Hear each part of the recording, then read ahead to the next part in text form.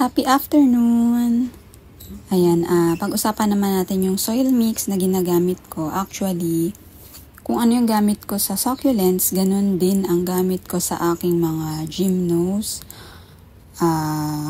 pati sansevieria.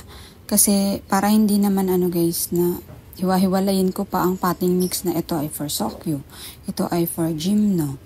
So hindi ko na yan iniiba-iba. Iisa lang yung ginagamit kong potting mix para sa kanila. Para isang lagayan lang. Yan, ganun din sa Astro, mas dinadamihan ko yung CNS. So, ganun yung gawa ko. And then dito nga, may in-order ako from Plant Culture PH. Kasi last year guys, December ba? Yeah. Yung very lovely viewer ko, si Miss Cloud, binigyan niya ako ng Gymno Calcium potting mix ng Plant Culture PH. Kaya ko na-try yung soil mix na yun. And natuwa naman ako guys kasi yun talaga yung hinahanap ko na soil mix. So ito, sinilip ko to kanina kasi pining ko may nabuhos. At ang nabuhos pala ay si Akadama. Yan, mag-aakadama toppings naman ako. Karamihan ng toppings ko ay black. So, ito naman ay yung akadama. Ayan, bumukas nga siya. Ayan, bumukas siguro siya sa biyahe. Ayan, maliliit pala yung nabili ko. Sobrang liliit. Ganito ba yun? Meron naman na ako dito guys na naka-akadama toppings. And mas ko sila. Mas bet ko nang gamitin na toppings yung akadama. So, dalawang lang tong binili ko guys. Dalawang maliit na Gymno Calcium. Soil mix for Gymno Calcium. Ito. Cultured soil for Gymno Calcium. Ayan, kung ano sinasabi ko. So, ayan, na-try ko to kasi binigayan tayo ng viewer natin. Ayun, nagamit ko talaga yun guys. Eh, nung time na yun lang yung available kong soil mix. Kaya yun, ginamit ko siya for succulents, astro. Ayan, sayang yung akadama.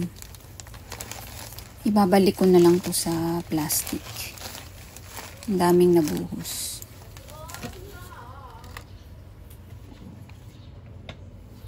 Dati kasi guys, pag bumibili ako ng CNS mix na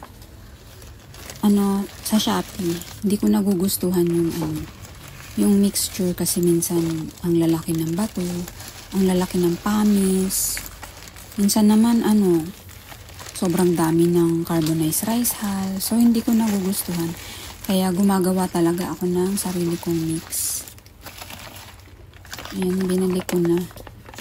Ayan, nalalak naman pala. Kala ko naman sira na yung plastic. So, nung na-try ko to guys, hindi ko na kailangan mag-mix-mix. Ayan, ang ganda na niya. Kasi dati, bumibili ako ng CNS mix. Alam niyo yung CNS mix na binibili natin dyan sa mga mall. Yung walang pangalan guys, ganun. Hinahaluan ko yun ng Ramgo. Ang nagmi-mix kasi nun, pre-mix na nila. Carbonized rice hull, pamis, vermicast. Yun, tas feeling ko ang dry niya, kaya hinahaluan ko nito, potting mix, soilless medium ng Ramgo.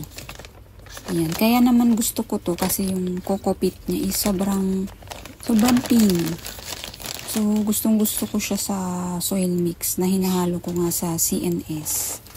So, ganun yung mix na ginagawa ko dati. And now, nung na-try ko to guys, ayan, nagustuhan ko na talaga. Ito talaga yung perfect mix na ginagawa ko. Na hindi ko na kailangan mag-mix. So, ito na lang siguro ang lagi kong bibilhin. Yan, ilipat muna natin para mapakita ko. Yan, gantong-ganto kasi talaga yung mixture na gustong-gusto ko. Kaya nga ako nag-mix ng sarili ko. So, ganun lang naman yung mix ko dati guys. CNS na walang pangalan, Tapos, Ramgo. Nahaluan ko lang ng Ramgo. Minsan nilalagyan ko ng rice hull. Yan, pero dito, teka lang. Ayan siya guys, oh. Kung makikita nyo, yung pamis niya, hindi siya ganun kalalaki. Tamang-tama lang talaga, oh. And, pinong-pino din yung kanyang kokopit. Ayan. So, nahanap ko na talaga yung perfect mix na gustong-gusto ko, oh. Yan, ganyan siya. Tapos fluffy din. Yan, tamang-tama sa ating mga succulents. Ganun kasi yung gusto ko guys sa ating mga succulents. May may buto. Buto o balat, ano ba to? Balat ng buto. Yan. Yan, ganto kasi yung gusto ko talaga sa ating succulents na potting mix. Hindi malalaki yung bato. Tama lang. And, may din. Yung pino yung kokopit. May kokopit. Parang may moisture pa din. Yan. So, ito na talaga ang potting mix ko para sa lahat. Gymno man, succulent man. Yan. Ito na talaga ang aking gagamitin. Yan. Kaya, thank you so much, Sis Cloud. At na-introduce mo ito sa akin. Cultured soil mix for gymnocalcium. Ayan. Ganyan guys, oh. Yung ko dati. Malalaki yung bato, diba? Kumpara dito, oh. Tamang-tama lang yung niya, yung laki ng pamis. Yan. Minsan naman kasi yung CNS sobrang dry. Yung puro pamis na lang. Tsaka carbonized rice hull. So, ayan. Nandito pa yung ginawa natin kahapon. Actually, di ko mahanap yung pansabit ko. Ilagay ko to sa garahe guys. Tas, di ko alam kung kahapon pa ba meron tong parang talsik-talsik ko. Umambon kagabi pero hindi naman abot sa garahe yun.